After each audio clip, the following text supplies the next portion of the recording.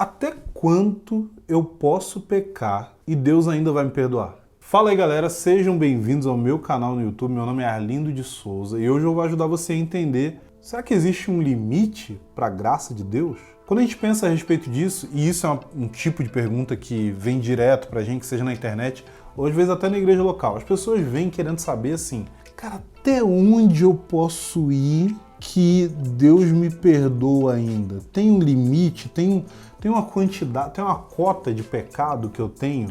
Uma cota mensal, diária, semanal, anual? Tem um tanto que se eu fizer, já era. Então a gente recebe pessoas falando tanto que mas se eu fizer isso daqui, isso aqui é pecado mesmo, vai pro inferno. E isso geralmente são pessoas que têm uma consciência um pouco mais assim, calejada. Já por outro lado, existem pessoas que chegam achando assim: cara, eu pequei muito, Deus me rejeitou, já era, ele não tem mais perdão para mim. E como que a gente pode chegar a essa conclusão biblicamente? O que a gente pode ver e falar assim: cara, ó, tá vendo isso daqui? Isso daqui tá demonstrando que esse indivíduo não tem mais o perdão de Deus, que esse indivíduo não tem mais a graça de Deus. Por quê? Porque ele cruzou alguma linha, passou de algum limite, ou não, pode ficar despreocupado, você pode ainda ficar tranquilo que você ainda não ultrapassou esse limite. Então, vamos analisar o seguinte: Jesus falou para os seus discípulos, lá em Mateus capítulo 18, o que deve fazer quando uma pessoa pecar. Ele fala em Mateus 18 que se o seu irmão pecar, vai até ele, só vocês dois, e repreende ele. Se ele se arrepender, você ganhou o seu irmão. Se ele não se arrepender, leve testemunhas para que pela palavra de 2 ou 3 testemunhas toda a palavra seja confirmada. Ok. E se essa pessoa não se arrepender mesmo assim, dize-o à igreja. Se ele não se arrepender, trata-o como gentio e publicano, é o que Jesus vai dizer ali na passagem de Mateus 18. Ok, então significa que se uma pessoa, e ele está falando, caso você não tenha entendido, ele está falando de excluir uma pessoa da comunhão, ou, para usar um termo que talvez vocês não conhecem muito no meio evangélico, é a excomungar um indivíduo da igreja. Excomunicar, ou seja, retirar da comunhão, separar essa pessoa da comunhão. É por isso que significa excomungar, tirar da comunhão. Então, quando que uma pessoa deve ser retirada da comunhão? De acordo com a passagem ali, é quando o indivíduo ele se recusa a se arrepender dos seus pecados. Mas o que significa se arrepender dos seus pecados nesse contexto? Bom, aí que tá. Se arrepender dos seus pecados não significa, como muita gente gosta de pensar, não, se ele peca ainda quer dizer que ele não se arrependeu. Não, gente, não necessariamente, porque existem muitos pecados que nós nos arrependemos vez após vez após vez. Tem coisas, talvez, no seu temperamento, nas suas tendências naturais, uma fraqueza que você tem, que com certeza você não superou ainda. E você precisa ainda pedir perdão para aquilo ali. Se não é uma coisa que você precisa pedir perdão para outras pessoas, porque às vezes rola isso, às vezes não é um pecado que é tão visível, tem coisas que você precisa pedir perdão para Deus. Pode ser pensamentos impuros, pode ser sentimentos de inveja, de cobiça, podem ser pensamentos sexuais, podem ser tendências a antagonizar certas pessoas e odiar certas pessoas. A questão é que todas essas coisas são pecaminosas, mas elas são coisas interiores. Mas pelas coisas interiores e pecaminosas, você também precisa se arrepender, você também precisa pedir perdão. O que quer dizer que? Quer dizer que a gente então pode pecar à vontade, que Deus ele vai sempre nos perdoar e não precisa se importar com isso? Não é bem isso que eu quero dizer. O que eu quero dizer é que o arrependimento, muitas vezes ele vai se instalando de maneira gradual na nossa vida. Existem fraquezas e pecados que talvez vão demorar anos para serem vencidos. E dentro disso a gente vai perceber que assim, cara, existe sim graça de Deus disponível para que a gente possa continuar se arrependendo, para que a gente possa continuar abandonando certas práticas ou nos entristecendo por certas práticas. Agora, a gente precisa levar em consideração o que João vai falar na sua carta, né? Que aquele que conhece de fato a Deus, aquele que é nascido de novo, ele não vive na prática do pecado. O que significa viver na prática do pecado? Cara, pensa comigo. Vamos dizer que o pecado é um cachorro vira-lata, né? Um cachorrinho ali da sua rua que não tem dono e, de repente, toda vez que você vê esse cachorro, você se compadece dele e você faz um carinho nele. De repente, quando você vê, você está colocando um pouquinho de comida, uma tigela, na porta da sua casa porque você viu que ele estava com fome. E aí no outro dia ele volta ali e ele quer novamente aquela tigelinha de comida e você coloca lá para ele. Aí você vê que ele está com sede, você coloca um pouco de água também. Um dia, uma chuva muito forte, você vê que ele está ali na porta da sua casa chorando, sabe, com medo da chuva, dos trovões. Você decide abrir a sua casa, deixar ele ficar no seu quintal durante um tempo, até passar aquela chuva. No outro dia você coloca ele de volta para fora, para a rua, mas você continua colocando comida para ele. Chega uma hora que você fala, não faz sentido, eu estou vendo esse cachorro aqui toda hora, ele vive aqui na porta da minha casa, eu vou deixar ele aqui dentro. Esse cachorro é seu agora. Ele é um cachorro que faz parte da sua vida, do seu convívio. Você alimenta ele, você dá abrigo para ele, você se relaciona com ele. Uma pessoa começa a viver na prática do pecado quando o pecado começa a ser algo que não só ela faz, mas algo que molda a vida dela para que ela consiga permanecer fazendo. Então, se a sua vida tem estruturas que têm como objetivo manter a sua prática do pecado, isso significa que você está vivendo em pecado. Você está vivendo na prática do pecado.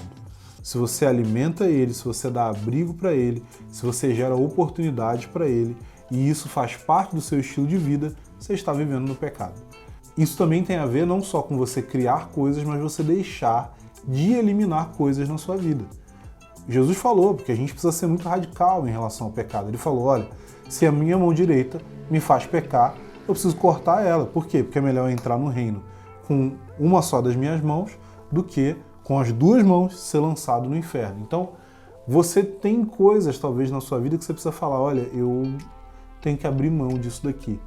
Pode ser um relacionamento, pode ser um trabalho, pode ser uma faculdade, pode ser, de repente, um hobby que você tem. A questão é, tudo aquilo que você cultiva e que se torna ambiente para que o comportamento pecaminoso se estabeleça, é algo que está contribuindo para você ser um indivíduo que vive na prática do pecado.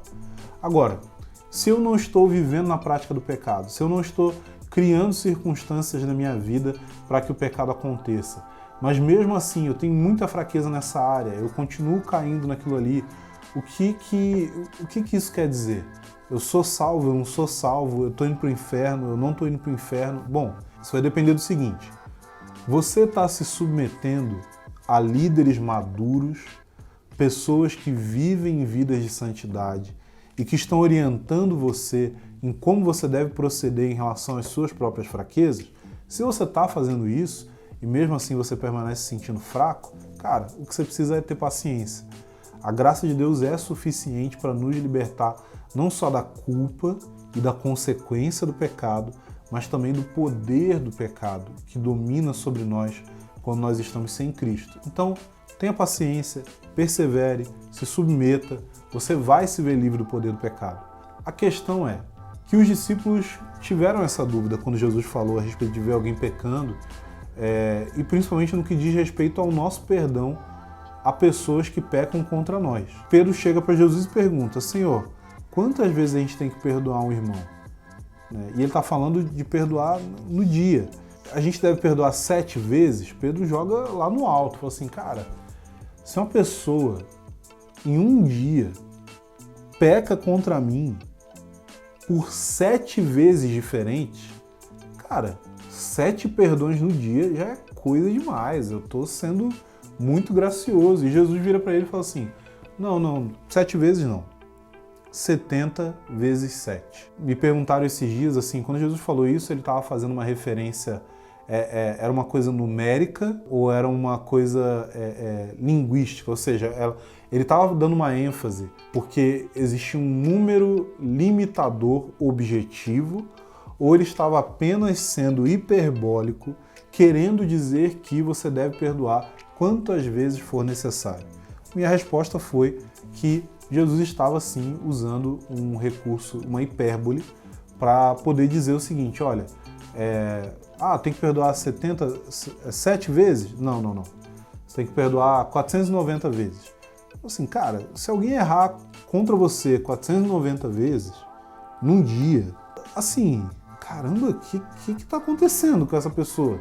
A verdade é que Jesus estava nos ensinando a seguir o mesmo caminho que ele. E o caminho dele é sendo torturado, crucificado e morto. Jesus foi aquele que disse, Pai, perdoa-lhes, eles não sabem o que fazem. Então, a gente deve ter um coração semelhante ao de Jesus, de perdoar. Mas se a gente deve ter um coração semelhante ao de Jesus de perdoar, isso significa que o próprio Jesus tem um coração de perdoar. E às vezes a gente olha para Deus e por conta do nosso pecado, dos nossos erros, a gente pensa assim, cara, eu errei demais. Não, cara. A questão é que o seu erro específico não é nada comparado ao seu pecado como um todo. E Jesus morreu por causa do seu pecado como um todo. O que significa que você pode confiar que Ele é poderoso o suficiente para te perdoar, mas Ele também é poderoso o suficiente para conseguir te transformar. Até onde vai a graça de Deus? Gente, a graça e o amor de Deus são insondáveis para nós.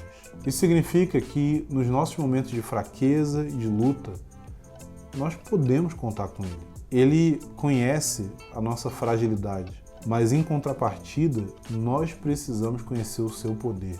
Mas conhecer esse poder começa com confiar que o amor dele é algo maior do que a nossa compreensão. Então, talvez você precise fazer uma última consideração aqui. Se tudo que eu falei a respeito da graça de Deus e do amor dele, do perdão dele, serviu para você compreender que, então eu tenho que ficar tranquilo, eu devo me entregar a uma vida de pecado, porque isso não faz diferença para Deus, e mesmo assim Ele vai me amar, eu preciso te falar, cara, se esse é o seu pensamento, você não conhece Ele. Porque se você conhecesse Ele, você ia saber que o amor dele é muito melhor do que qualquer prazer momentâneo que o pecado possa gerar em você. Então, uma das marcas daqueles que de fato foram perdoados por Deus, que de fato foram redimidos dos seus pecados por meio de Jesus Cristo, é que eles compreenderam que a vida de Deus em nós é mais preciosa e mais prazerosa do que qualquer coisa que o pecado possa nos oferecer. A graça de Deus é impossível de ser contida em sua altura, largura e profundidade. Mas se a gente encontra de fato com ela, isso quer dizer que o nosso coração vai com certeza ter sido conquistado por ela. O seu desejo maior é amar a Deus e não viver o pecado. Então, se por algum motivo você identifica que o seu coração está mais voltado para o pecado do que para Deus, talvez o que você precisa é de fato conhecer quem Ele é e conhecer o amor dele, porque o amor de Deus por nós é libertador. E aí, entendeu um pouco sobre a graça de Deus, sobre o amor dele por nós e sobre qual que é o limite dessa graça? Então, gente, me ajuda aqui, vai lá, se inscreve no canal, ativa as notificações aí, esse sininho que aparece para você, curte esse vídeo e não deixa de comentar aqui embaixo qual é a sua ideia para um próximo vídeo aqui no canal.